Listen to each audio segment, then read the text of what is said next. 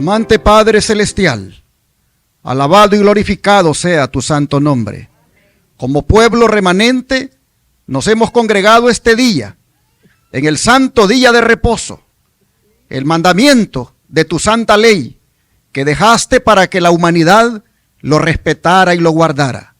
Hoy nos congregamos para reconocer tu grandeza y adorarte como nuestro Creador, como el Dios que hizo la tierra, el cielo, el mar y todo lo que existe. Y como los ángeles te adoran en el cielo día y noche, nos unimos a ellos para alabar tu nombre también. Suplicamos para que el Espíritu Santo guíe esta adoración que te estamos dando y que la palabra que hemos de meditar hoy nos prepare para los tiempos finales. Te lo pedimos en el nombre de Jesús. Amén. Este día tengo el privilegio de continuar con la sexta parte de la serie que he venido presentando durante las últimas 3 semanas. Primero en West Palm Beach, Florida, y luego aquí en Texas. Una serie que lleva por título Cuando la política comience a hablar el lenguaje de la religión. Esta serie nació al contemplar acontecimientos que están ocurriendo delante de nuestros ojos y que están despertando una inquietante pregunta. ¿Está comenzando a derrumbarse el muro de separación entre la iglesia y el Estado?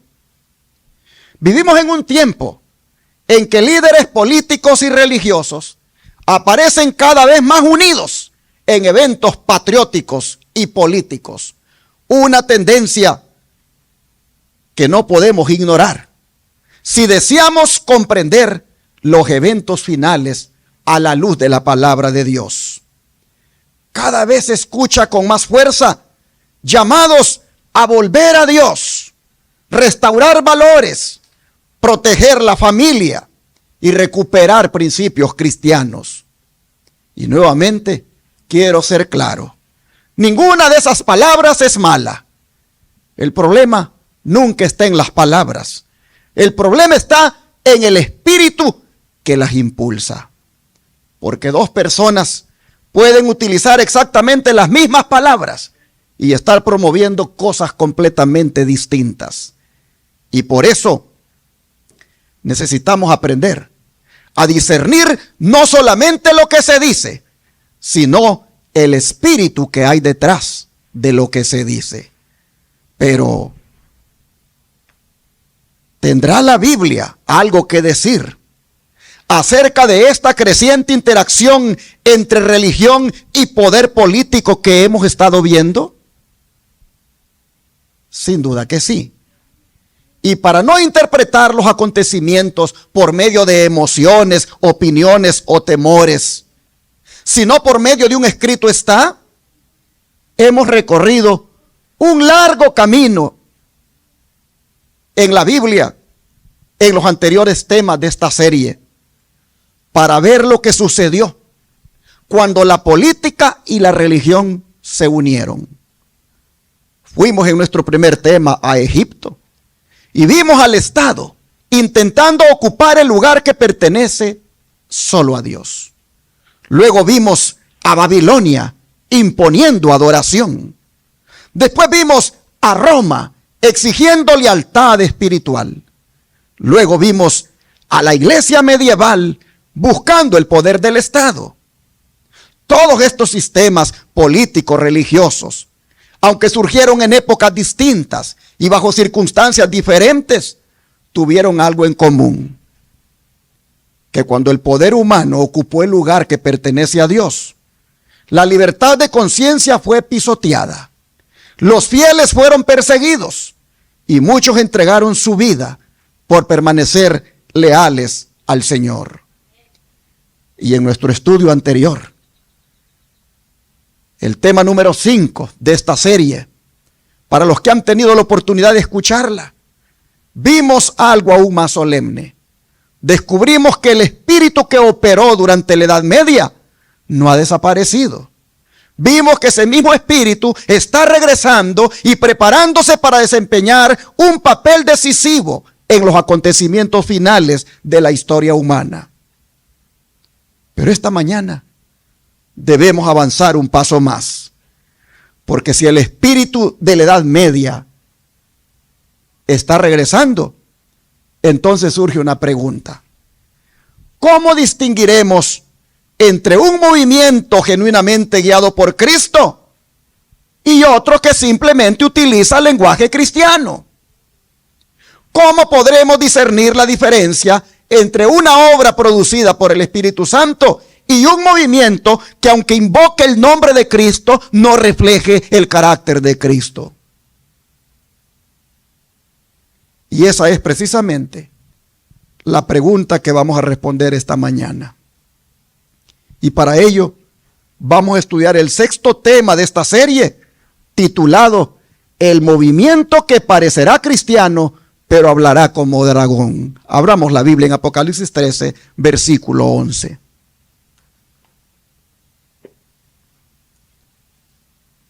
Apocalipsis 13, versículo 11.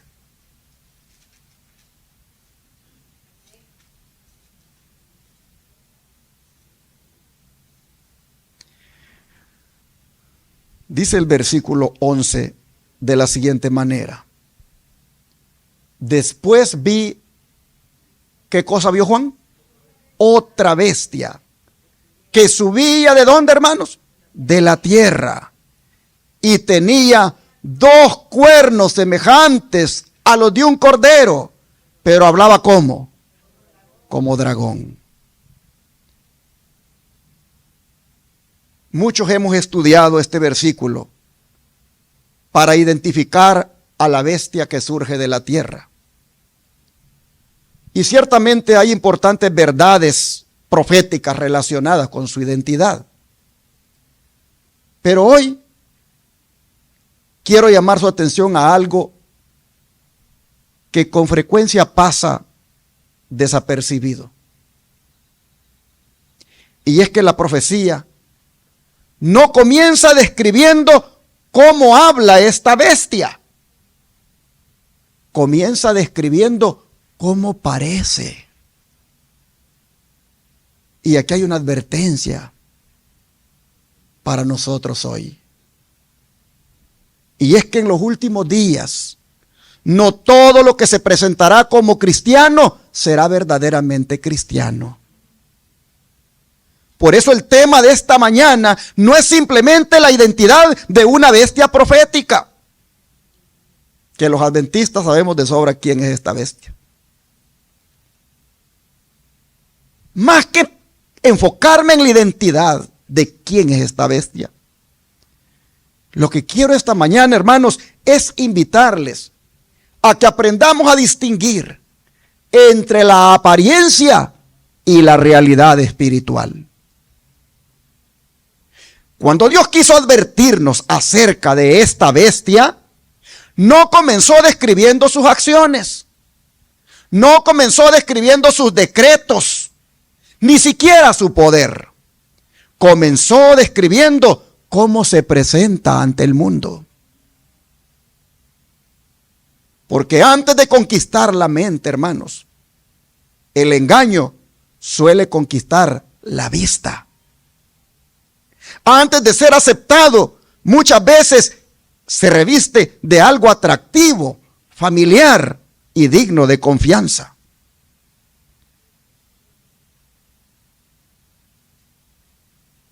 Hay un movimiento, hermanos, que se está levantando aquí en Estados Unidos, que se llama el nacionalismo cristiano,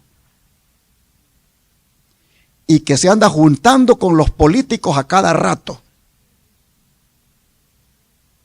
Aparecen siempre orando por el presidente y aparecen siempre en eventos políticos patrióticos, y ahora hasta están promoviendo que se ponga por ley el día uniforme de reposo el domingo. Ese movimiento que parece cristiano es el que aquí en Apocalipsis 13:11 aparece, que habla, que se parece a un ¿qué? Cordero, pero habla como dragón. Hermanos y hermanas,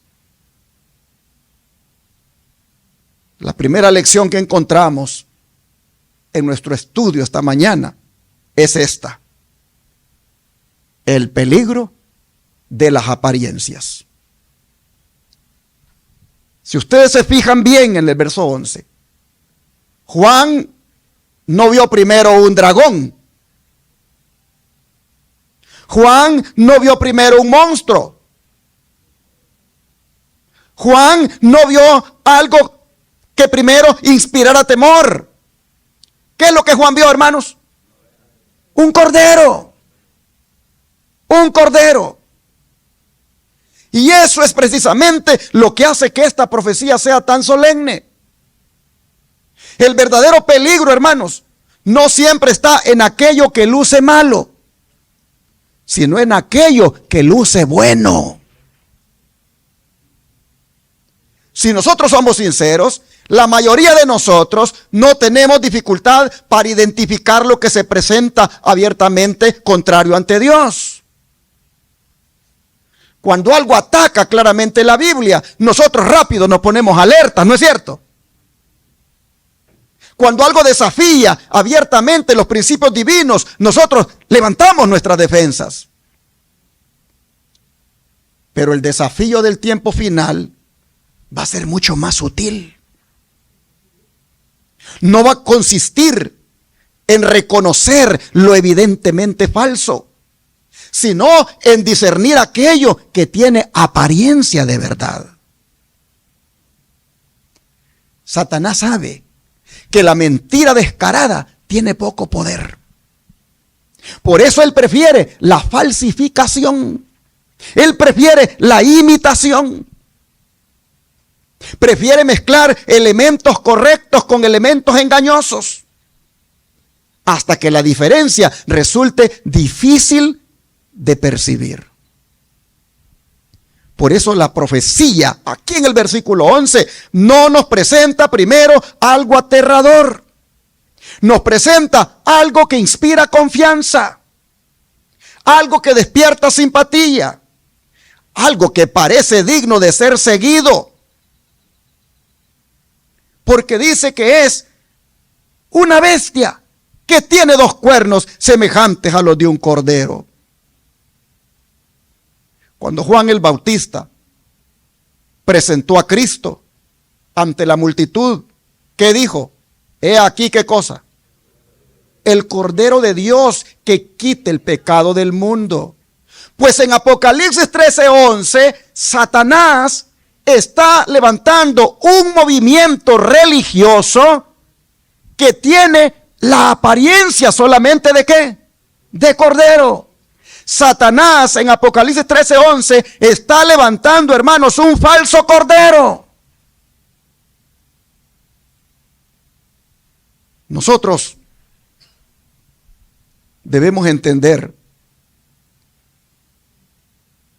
que los seres humanos a veces evaluamos las cosas por lo que vemos.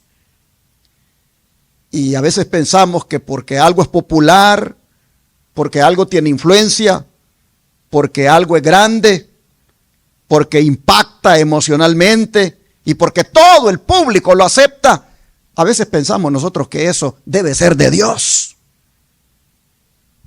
Pero Dios nos está haciendo ver en la profecía de Apocalipsis 13:11 que lo exterior no siempre revela lo que existe en el interior.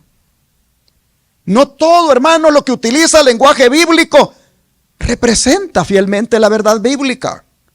No todo lo que invoca el nombre de Cristo refleja el carácter de Cristo. ¿No dijo el Señor? Muchos me van a decir en aquel día, ¿qué cosa? Señor, Señor, en tu nombre hice milagros, saqué demonios, hice esto, hice lo otro. ¿Y qué dice que le va a decir el Señor? Apártense de mí, obradores de maldad, porque lo único que hicieron fue usar mi nombre para engañar a la gente. Lo único que hicieron fue usar mi nombre para meter la mentira. Oh, hermanos, el engaño final no vendrá principalmente de aquellos que se declaran enemigos de Jesús. El engaño final va a venir de aquellos que se declaran amigos de Jesús. Van a haber movimientos, mis hermanos. Van a haber mensajes. Van a haber causas que van a aparentar honrar a Jesús, mientras que silenciosamente van a estar apartados y apartándose de los principios. Por eso el pueblo de Dios no puede limitarse a observar solamente lo visible. El pueblo de Dios debe aprender a discernir el espíritu que hay detrás de cada mensaje, de cada movimiento y de cada influencia. Y precisamente sobre este peligro, el apóstol Pablo, miren lo que escribió. 2 Timoteo 3:5. 2 Timoteo 3:5.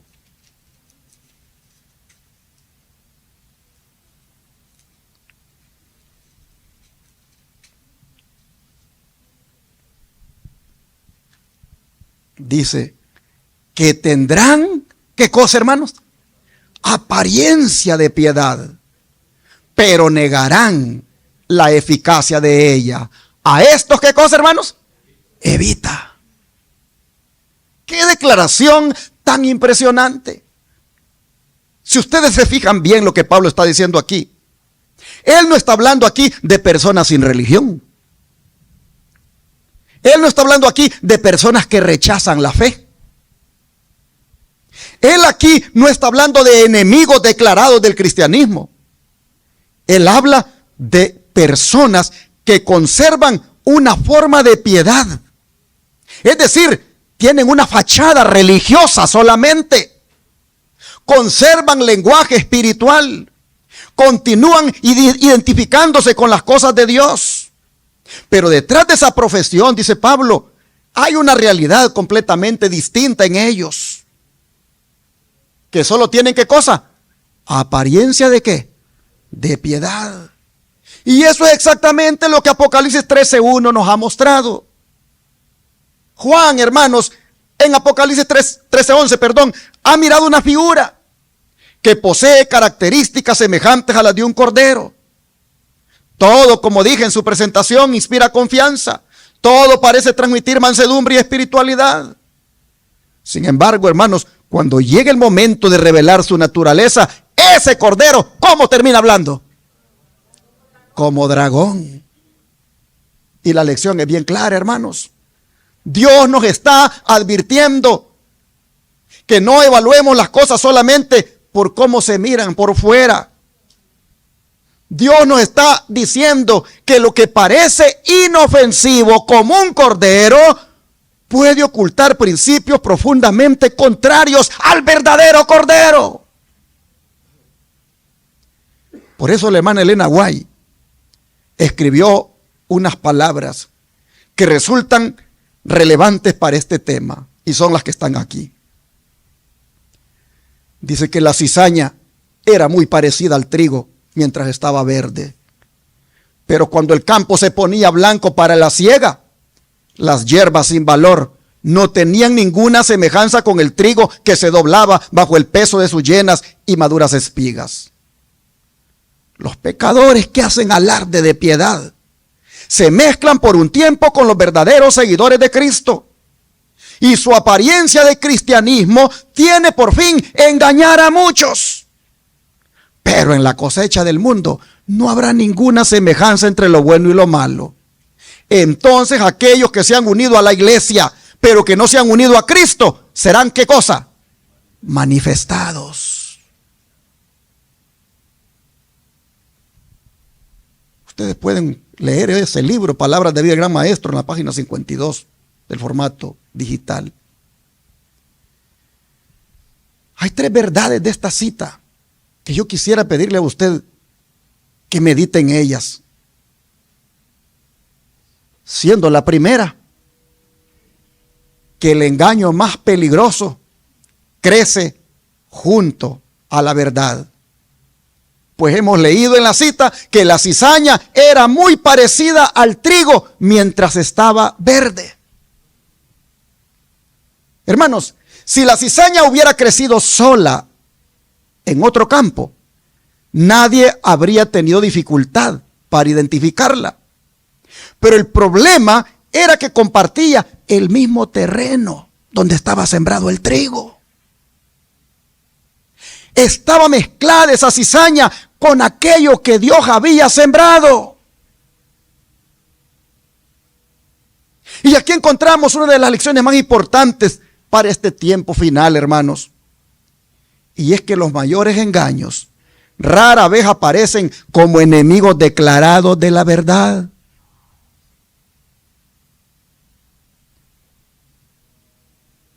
Había una persona en la iglesia que cuando este servidor predicaba no llegaba al templo. Pero cuando yo no predicaba, llegaba al templo y pedía el micrófono para echar a perder todo lo que la iglesia hacía. Era un diablo metido en la iglesia. No llegaba cuando yo predicaba porque sabía que mis sermones le amonestaban, le ponían en evidencia. Pero cuando yo no estaba, aparecía y pedía la palabra y era para echar a perder todo lo que la iglesia hacía. Esas son cizañas que están metidas dentro del trigo. Están en el mismo terreno. Oh, hermanos, los mayores engaños rara vez aparecen como enemigos declarados de la verdad. Con frecuencia surgen cerca de ella y se desarrollan en el mismo terreno. Utilizan parte de nuestro lenguaje, adoptan muchas de nuestras formas externas y por eso resultan tan convincentes. Por eso Jesús, hermanos, no presentó el engaño final como algo completamente separado de la religión. Lo presentó como creciendo al lado de la verdad. Y eso nos debe llevar a ser muy cuidadosos, porque el peligro espiritual no siempre se encuentra donde esperamos hallarlo. Muchas veces se encuentra peligrosamente cerca de aquello que parece correcto. La lección es sencilla, pero solemne. La cercanía a la verdad no convierte automáticamente algo en verdad. Pero la segunda verdad de esta cita dice que el tiempo termina revelando lo que hoy parece oculto. Pues la cita dice que cuando el campo se ponía blanco para la siega, las hierbas sin valor no tenían ninguna semejanza con el trigo. Allí se podía ver que eran cizañas solamente. Oh, hermanos, miren que ahora la atención ya no está sobre la cizaña creciendo junto al trigo. Ahora la atención está sobre la cosecha. Y aquí encontramos una lección muy profunda. Y es que Dios tiene una manera de revelar lo que hoy permanece oculto. Gracias, hijo. Yo no sé aquí, ni usted sabe, quién aquí es cizaña y quién es trigo. Pero Dios sí lo sabe. Dios sí lo sabe. Y a su debido tiempo se va a revelar aquí quién es la cizaña. Pero ojalá, hermanos y hermanas, que esta mañana todos deseamos ser trigo para Dios. Oh, hermanos, llega el día y pronto será cuando lo que está oculto se va a revelar. Hay cosas que a veces nosotros no podemos discernir inmediatamente. Hay motivos que no vemos, hay caracteres que todavía no se han manifestado plenamente, hay diferencias que aún no son evidentes para todos, pero ya viene el tiempo de la siega. Ya viene el tiempo de la siega, hermano, hermana. Y allí se va a saber qué tú eras en la iglesia, si eras trigo o eras cizaña. Hermanos y hermanas, ya va a llegar el momento cuando los frutos van a comenzar a hablar. Ya va a llegar el momento cuando el carácter verdadero se va a manifestar. Ya va a llegar el momento cuando la verdadera naturaleza de cada cosa va a salir a la luz. Dios no tiene prisa. Nosotros muchas veces queremos resolver inmediatamente quién tiene razón y quién no, quién es cizaña y quién es trigo. Nosotros queremos resolverlo ya. Pero Dios tiene su tiempo. Y Dios sabe exactamente cuándo va a revelar lo que hoy permanece escondido. Las apariencias, hermanos, pueden impresionar durante un tiempo. Pueden pedir el micrófono y hablar bien bonito en la iglesia. Pueden venir al púlpito y expresarse muy bien. Pero a su debido tiempo se va a revelar verdaderamente lo que teníamos en el corazón. Hermanos y hermanas, podemos ganar admiradores, podemos atraer multitudes, pero va a llegar el día en que la realidad se va a manifestar. Y cuando Dios permite que los frutos maduren, aquello que estaba oculto, como dice ahí, ya no puede permanecer oculto. Pero la tercera verdad dice que no todo el que está cerca de Cristo está unido a Cristo. Y por esa razón es que termina siendo cizaña en vez de ser trigo. No todo el que está cerca de Cristo está unido a Cristo. La mensajera del Señor dice, se han unido a la iglesia, pero no se han unido ¿a quién? A Cristo. Y eso es muy peligroso. ¿Cuántos años llevo yo de ser adventista? Llevo 40 años de estar en la iglesia, pero he pasado los 40 años unido a mi Señor. Estoy en este momento unido a mi Señor. Oh, hermanos y hermanas, el problema, según la declaración inspirada, no era que las personas estaban fuera de la iglesia, estaban dentro de la iglesia, pero no estaban unidas ¿a quién? A Cristo. Ellos no estaban lejos de las cosas de Dios, estaban cerca de ellas, escuchaban los mismos sermones, cantaban los mismos signos, participaban de las mismas reuniones, profesaban la misma fe, pero había una diferencia decisiva. Y es que se habían unido a la iglesia, pero dice que no se habían unido ¿a quién? A Cristo. Y esa sigue siendo, hermanos, la pregunta más importante para nosotros hoy.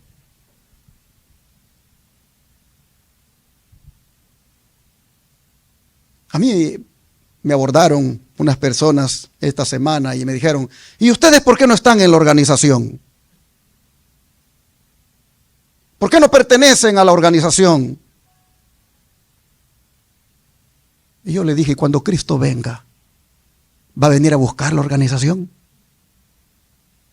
Cuando Cristo venga, ¿va a venir a buscar el rótulo de la iglesia?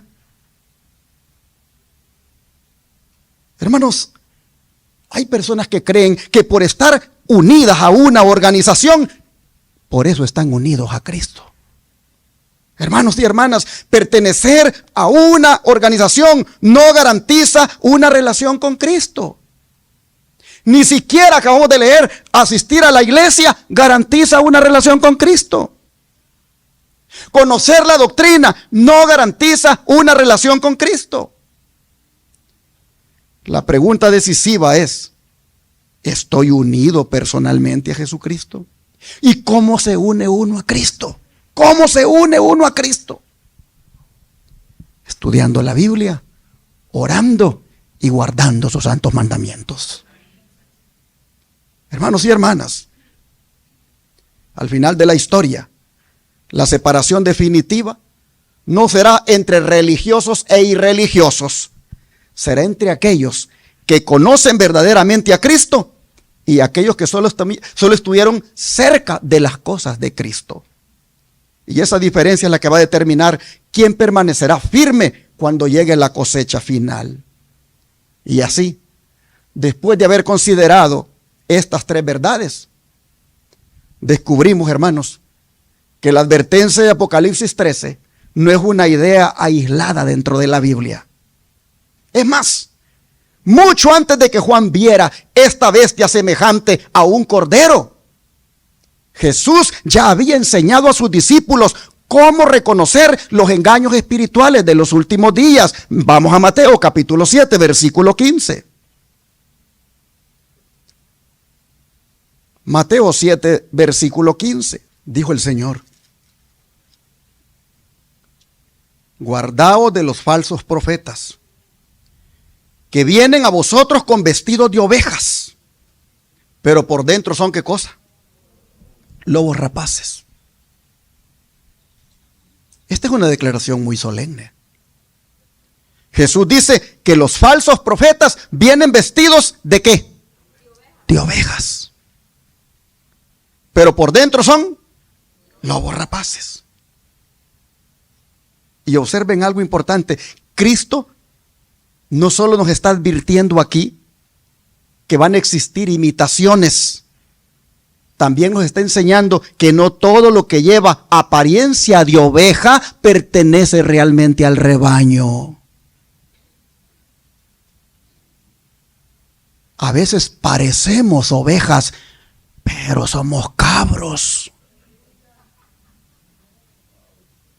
La iglesia parece llena de ovejas, pero la gran mayoría son cabros. Se saltan el cerco, se salen del redil, cornean.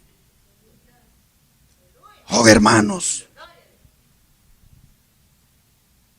esto que Jesús está diciendo aquí armoniza perfectamente con esa advertencia de Apocalipsis 13. Pero aquí surge una pregunta. Si existen imitaciones, si existen falsificaciones, si existen vestidos de oveja, entonces, ¿cómo vamos a reconocer al verdadero Cordero? Porque en el último tiempo hay un movimiento que parece Cordero, pero habla como dragón. Hermanos y hermanas, ¿cómo vamos a reconocer al verdadero Cordero? Bueno,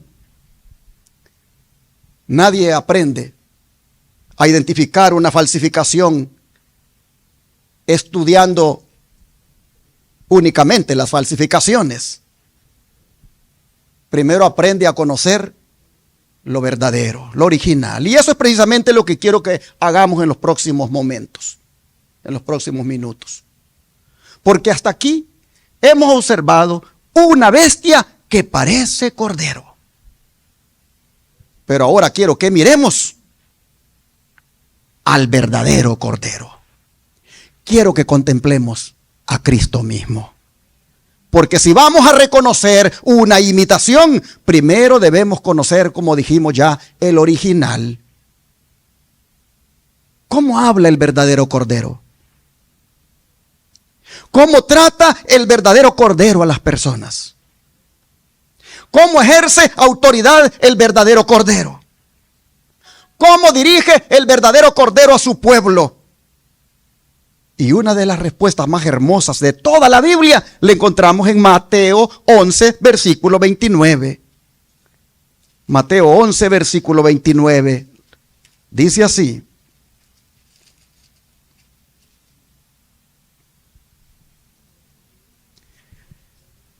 llevad mi yugo sobre vosotros y aprended de mí, que soy manso y humilde de corazón, y hallaréis descanso para vuestras almas. Qué palabras más maravillosas estas. Estas son las palabras del verdadero Cordero. Miren ustedes la diferencia. El verdadero Cordero dice: aprendan de mí, que soy ¿qué cosa? Manso y humilde de corazón. Hermanos y hermanas, ¿qué está haciendo Jesús aquí? Jesús aquí está abriendo su corazón. Hay muchos lugares en la Biblia donde vemos el poder de Cristo. Hay muchos lugares en la Biblia donde vemos a Cristo calmando tempestades. Vemos a Cristo resucitando a los muertos. Hay muchos lugares en la Biblia donde vemos a Cristo expulsando demonios. Muchos lugares en la Biblia donde vemos a Cristo hablando como nadie jamás ha hablado. Pero aquí Él ha abierto una ventana para que podamos contemplar lo que hay en lo profundo de su ser. Y cuando lo hace, miren ustedes, Él no habla de su poder, Él no habla de autoridad, Él no habla de gloria, habla de ¿qué? de mansedumbre y ¿qué cosa? Y humildad. ¿Por qué? Porque esas son las cualidades que mejor revelan el carácter de Dios. Vivimos en un mundo, hermano, donde las personas admiran la fuerza, la influencia y la grandeza exterior. Pero Cristo nos enseña que la verdadera grandeza comienza en el corazón.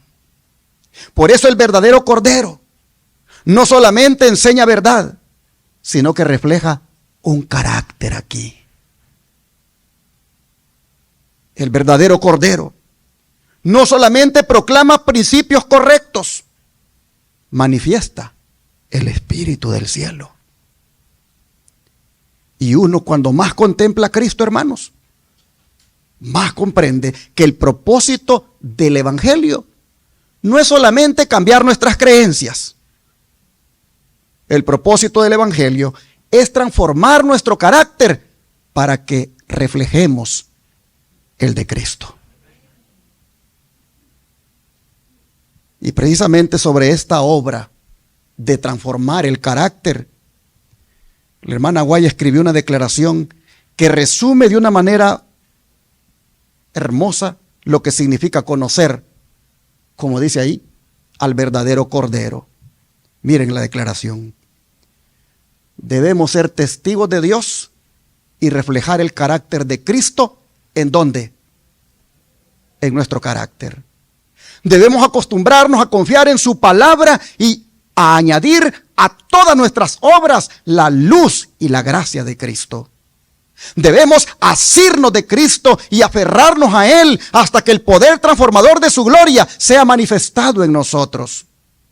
Necesitamos tener fe en Cristo si queremos reflejar el carácter divino. Hermanos, esta hermosa declaración de Elena White podría resumirse en una sola frase: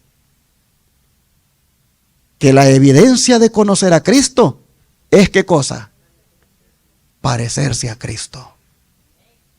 Porque la cita no nos habla simplemente de aprender información acerca de Jesús. Nos habla de reflejar su carácter. No nos invita la cita solamente a creer en Cristo, nos invita a aferrarnos a Cristo. No nos habla únicamente de una profesión de fe, nos habla de una transformación de vida. Por eso menciona una y otra vez la necesidad de permanecer unidos a Cristo. Porque nadie puede reflejar el carácter de Cristo viviendo lejos de Cristo. Y hermanos, aquí encontramos una verdad importante para nuestro tema esta mañana. Y es que el verdadero conocimiento de Cristo siempre produce semejanza a Cristo.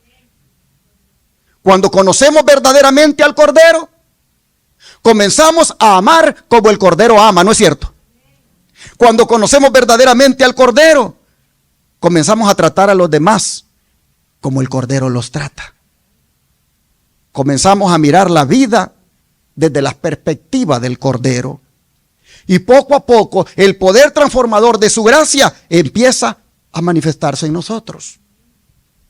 Por eso la pregunta esta mañana es: ¿conozco la verdad acerca de Cristo o conozco personalmente a Cristo?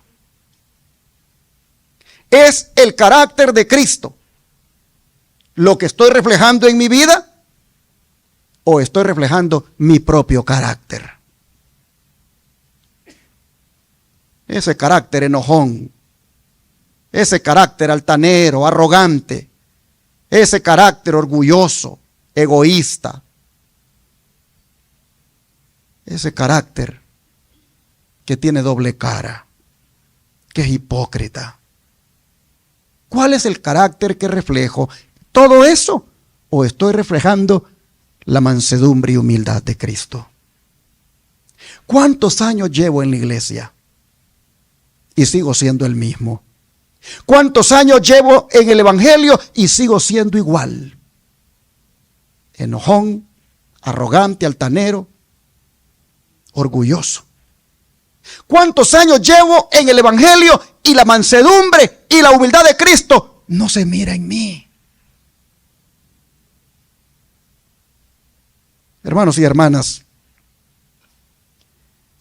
la evidencia más poderosa de que hemos conocido al verdadero Cordero no es simplemente por lo que sabemos acerca de Él, sino cuánto nos estamos pareciendo a Él. Y al llegar al final de este estudio, hoy comprendemos mejor el significado del tema que hemos considerado esta mañana. El movimiento que parecerá cristiano, pero hablará como dragón. Y también comprendemos mejor por qué esta serie se titula Cuando la política comience a hablar el lenguaje de la religión. Porque cuando la política hable el lenguaje de la religión, cuando los movimientos invoquen el nombre de Cristo, cuando muchos hablen de fe, valores, de familia, de Dios, la pregunta decisiva no será simplemente quién utiliza el nombre de Cristo. El asunto será discernir quién refleja verdaderamente el carácter de Cristo. He ahí la importancia, hermanos, de que Cristo sea formado en nosotros. He ahí la importancia de que su carácter se refleje en nosotros, de que su espíritu se manifieste en nosotros. Porque el gran conflicto final no será solamente una batalla entre la verdad y el error. El gran conflicto final será una batalla entre dos caracteres. La santa ley de Dios es una copia de su carácter. Y los que amen a Dios y guarden su santa ley tendrán estampados en su vida el carácter de Dios. Hermanos, el gran conflicto final va a mostrar quién tiene el carácter del Cordero y quién tiene el espíritu del dragón. De manera que la pregunta esta mañana es: ¿quién está siendo formado en mi vida? ¿Cristo o el espíritu de este mundo? Y por eso quiero terminar con una de las promesas más hermosas de la Biblia, la que se encuentra en Primera de Juan capítulo 3 versículo 2. Primera de Juan capítulo 3 versículo 2.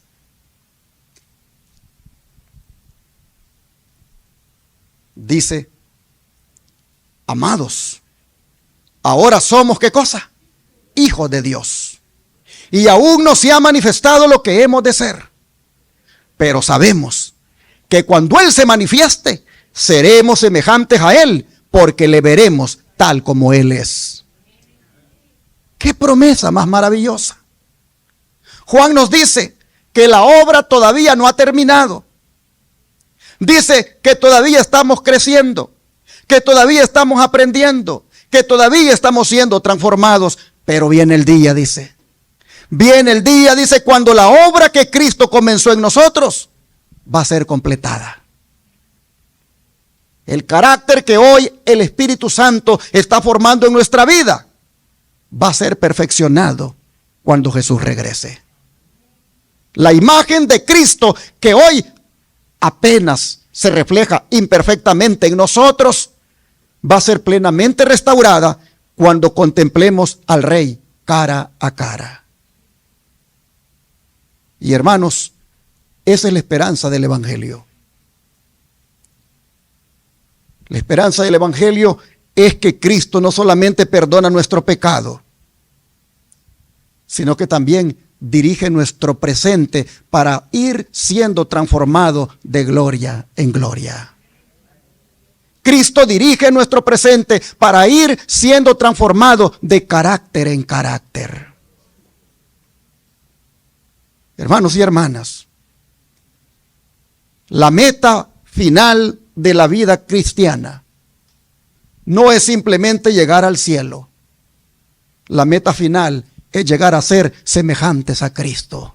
Porque los que sean semejantes a Cristo son los que van a ir al cielo. Y esa es la resolución a la que quiero invitarle esta mañana. Quiero invitarle a que diga lo siguiente: Señor, forma tu imagen en mí hasta el día glorioso cuando llegue a ser semejante a ti. Hermanos y hermanas, quisiera usted este día decirle al Señor en oración esto que está escrito. Quisiera usted este día hacer una oración de entrega y decirle esto al Señor: forma tu imagen en mí hasta el día glorioso cuando llegue a ser semejante a ti. ¿Quién quiere decírselo al Señor esta mañana? ¿Quieren arrodillarse y hablar con el Señor a solas por un momento? Vamos a arrodillarnos. Hable con Jesús y dígale, yo quiero reflejar tu carácter.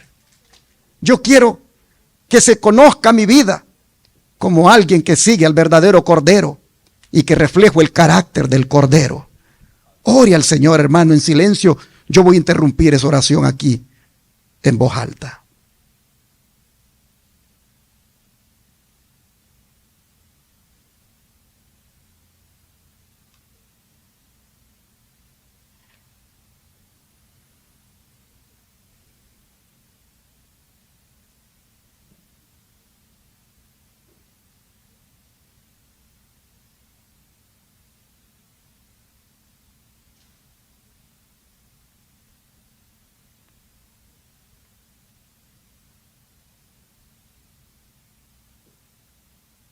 Padre Celestial, esta mañana nos has advertido del movimiento que parecerá cristiano, pero hablará como dragón.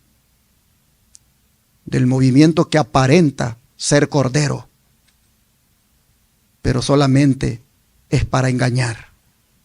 Que usa tu nombre, que habla de ti, pero no quiere reflejar tu carácter, porque no quiere nada que ver con tu santa ley, que es la copia de tu carácter. Hoy, Señor, nosotros vemos quién es el verdadero Cordero. Hoy vemos que el verdadero Cordero quiere estampar su carácter en nosotros. Ese carácter de mansedumbre y humildad. Hoy vemos que el verdadero Cordero, el cual eres tú, quiere que nos lleguemos a parecer a ti completamente. De manera que en esta hora suplicamos para que cambies nuestro corazón, para que nuestro carácter sea transformado y ya no seamos las personas que hemos sido, que no seamos ni siquiera algo parecido a la cizaña, que seamos trigo de verdad. Suplicamos, Señor, para que en este pueblo en el cual estamos, en esta iglesia en la cual nos congregamos, todos aquí decidamos ser trigo para el granero celestial. Suplicamos que todos los que estamos aquí anhelemos que tu carácter sea estampado en nosotros, de tal manera que lo reflejemos en el hogar primeramente, y luego en el templo, y luego en el trabajo, y por todas partes. Señor, te rogamos que tu imagen sea tan estampada en nosotros que nos lleguemos a parecer a ti. Te lo pedimos en el nombre de Jesús. Amén. Tonaremos una vez más el himno número 262.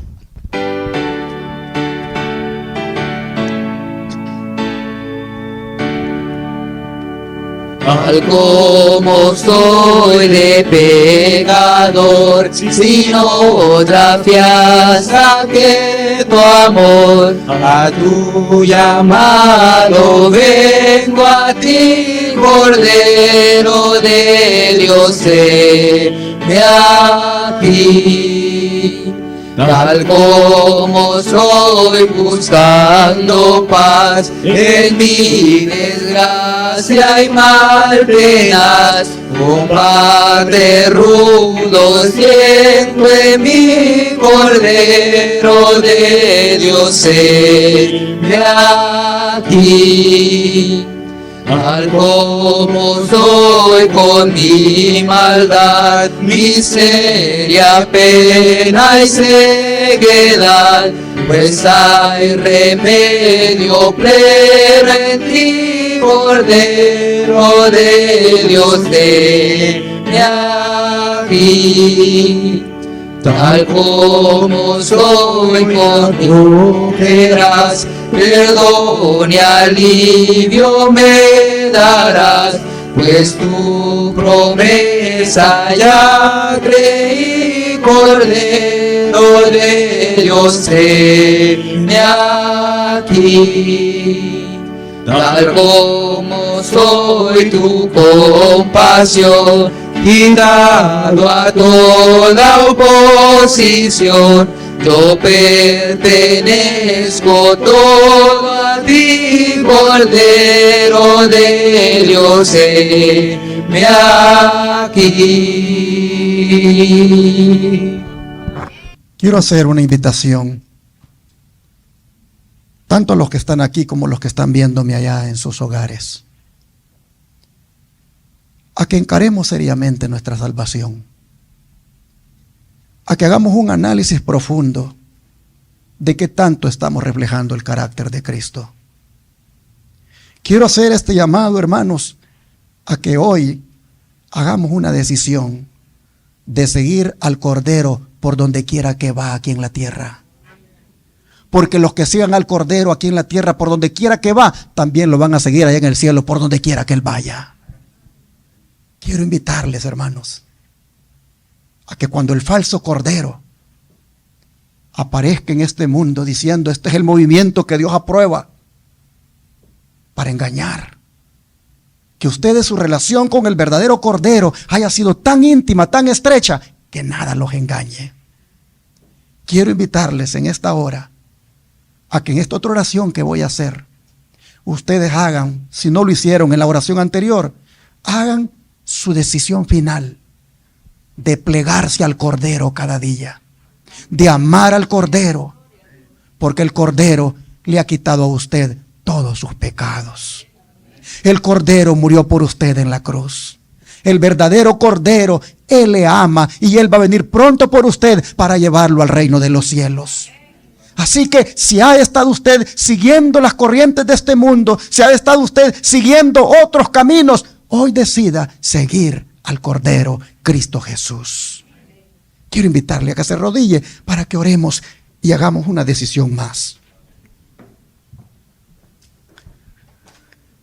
Amante Padre, te agradecemos por hacernos ver en esta advertencia cómo la apariencia del engaño o las falsas apariencias hacen que muchos sean arrastrados y sigan movimientos, sigan iglesias, sigan líderes solamente porque hablan de ti, pero en el fondo no quieren reflejar tu carácter que está estampado ahí en tu santa ley y que tú la cumpliste a la perfección y que tú dijiste: les imputo mi justicia, que al mismo tiempo es mi carácter.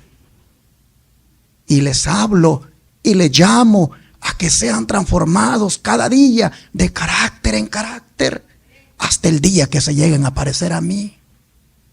Señor, en esta hora estamos haciendo la decisión final de seguirte solo a ti, de mantenernos a tu lado solamente, de entregarte nuestra vida a ti y de seguirte aquí en la tierra como el Cordero, como el único Cordero que ha muerto y ha quitado los pecados del mundo.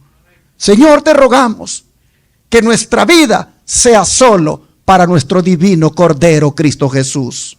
Te rogamos, Señor, que el Cordero de Dios que quita los pecados del mundo, quite nuestro pecado ahora y nos dé un nuevo corazón.